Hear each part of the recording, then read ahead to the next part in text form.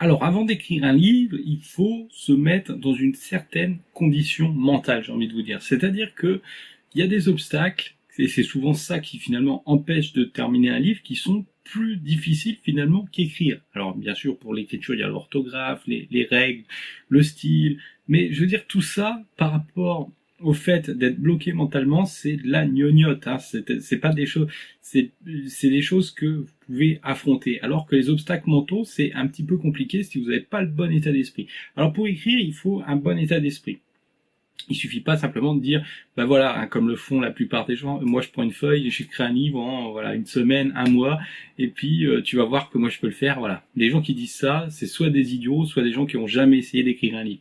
Non, non, écrire un livre, ça demande des capacités mentales, des capacités d'autodiscipline, vraiment. Je vais pas vous dire héroïque, mais en fait chaque livre est différent, donc chaque livre est un nouveau défi. Chaque livre demande des capacités mentales, des ressources mentales différentes. Le livre qu'on a écrit il y a un an, c'est pas le même livre qu'on va écrire 2 ans plus tard. Et ça, ces difficultés qui sont jamais les mêmes, c'est valable si vous écrivez dans le même genre, si vous êtes un auteur par exemple qui écrit 10 romans de science-fiction ou 10 romans, je sais pas, 10 thrillers par exemple, ou 10 romans de non-fiction, eh bien, il aura toujours des difficultés qui seront différentes. Le livre sera toujours aussi difficile à écrire que le précédent. Alors, pour dépasser ce problème, eh bien, je vais vous révéler un secret que finalement beaucoup d'auteurs ne connaissent pas, c'est que personne n'a dit que vous deviez terminer un livre en un mois. Personne n'a dit non plus que les meilleurs auteurs écrivaient X livres par an. Ça, c'est du gna-gna. Par contre, ce qui est important à retenir, c'est que votre livre doit être terminé. Votre mission, c'est de terminer votre livre. Peu importe la façon dont vous y prenez, il faut qu'à la fin, le livre soit terminé. Alors, vous pouvez tout à fait écrire un livre, par exemple, en n'y consacrant que 30 minutes par jour. Voilà, la journée est finie, les enfants sont couchés. Vous prenez 30 minutes et vous écrivez pendant 30 minutes. C'est aussi simple que ça de terminer un livre. Mais souvent, on a tendance à sacraliser un peu l'écriture, à en faire comme quelque chose comme une activité vraiment noble du genre, vous savez, on a un peu cette idée quand on veut devenir écrivain professionnel, on a un peu cette idée de se dire voilà, moi je vais écrire toute la journée, mon métier c'est d'écrire des livres par exemple, et voilà, je vais écrire toute la journée et puis tous les jours il faut que je sois inspiré. Oui, en fait l'inspiration vient en écrivant, ça c'est clair. Si vous n'écrivez pas, vous pouvez pas être inspiré. Par contre, se dire, voilà, je vais écrire tous les jours pendant, par exemple, 3 heures ou 4 heures, ça peut user. Ça peut user mentalement. Il peut être parfois plus intéressant d'écrire son livre 30 minutes par jour, tous les jours, en faire une habitude. Aussi simplement que ça. Il y a des grands écrivains qui ont fait ça pendant toute leur vie, en cumulant 2 jobs, par exemple. Et puis, il y en a d'autres, par exemple comme Stephen King, qui lui va s'enfermer tous les jours pendant 3 heures, 4 heures, et puis écrire des lignes, et puis il va finir ses livres en, je sais pas, 3 semaines, 6 semaines. Alors, ce sera souvent 5 semaines, hein. Je crois que c'est 5 semaines qu'il dit. Je crois qu'il a dit 5 semaines, entre 5 et 8 semaines pour lui, la plupart des livres qu'il écrit, des romans qu'il écrit. Mais c'est pas le cas de tout le monde. Tout le monde n'est pas adapté à ce rythme de travail. Donc, ce que je vous conseille très simplement, c'est si vous avez beaucoup d'activités en dehors de ça, désacraliser un peu l'écriture et puis simplement d'y consacrer le temps que vous avez à lui consacrer. Voilà, sans vous prendre la tête.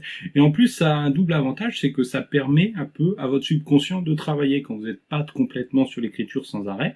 Alors moi, je suis plutôt l'inverse de ça. Moi, je suis plutôt l'auteur qui va écrire son livre, voilà, en speed, qui va complètement écrire pendant 3-4 jours ou pendant une semaine plutôt pendant une semaine. Mais voilà, il y a aussi la possibilité de faire ça si vous voulez, si vous préférez, si c'est plus pour votre personnalité. Ça change rien au final, parce que la personne qui va écrire pendant un mois, elle va terminer son livre. Elle va terminer son livre, mais la personne qui va écrire toute l'année, par exemple, une personne qui écrit toute l'année, disons, qui écrit tous les jours 500 mots. Alors 500 mots, c'est vite fait, hein, en 3/4 d'heure, c'est fait. Eh bien, sur un an, elle peut écrire un livre de 80 000 mots, par exemple. Donc vous voyez, c'est quand même énorme. Alors un deuxième truc de préparation mentale que je vous conseille vraiment, c'est d'oublier les deadlines. Souvent, en tant qu'auteur, on va se donner des deadlines. Et qu'est-ce qui va se passer? Ça va surtout nous mettre beaucoup plus de pression que ça ne va nous aider. On va se dire, par exemple, voilà, je vais terminer mon livre en un mois. Mais c'est pas possible, c'est pas réaliste en fait. C'est-à-dire que si l'idée peut sembler bonne au départ, parce que voilà, on se met des conditions, on se met des objectifs, le truc c'est que comme le livre qu'on écrit n'est jamais le même, on peut pas estimer le temps que ça va prendre, la difficulté que ça va prendre avant de commencer le livre. Donc c'est un peu idiot, si vous voulez, de se fixer des deadlines. Par contre, vous pouvez vous fixer des deadlines, par exemple, sur des chapitres. Pourquoi pas? Vous vous dites, par exemple, voilà, je vais écrire tel chapitre en je sais pas moi, en une semaine par exemple, ça, oui c'est viable. Ou vous pouvez même être encore plus restrictif, c'est-à-dire que vous fixez l'objectif par exemple d'écrire un paragraphe ou d'écrire une page. Ça c'est de bonnes deadlines. Mais la deadline un peu trop ambitieuse qui va se dire, bah, par exemple j'écris mon livre en je sais pas moi en 30 jours, ça c'est pas bon, ça il faut oublier parce que c'est quelque chose qui va vous mettre de la pression et puis qui va vous faire douter de vous parce que comme vous avez cette pression, vous allez vous dire voilà, ce que j'écris là, ben, c'est vraiment de la merde, quoi. Ou ce que j'écris là, c'est pas bon. D'accord? Il faut, cette deadline là, il faut la faire sauter. Rome ne s'est pas construite en un jour. Une route s'est construite aussi pavé après pavé.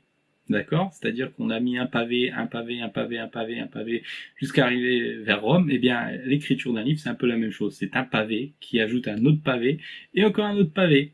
Voilà. Donc c'est encore un conseil que je vous donne et je vous invite vraiment à le respecter parce que sinon vous allez mourir.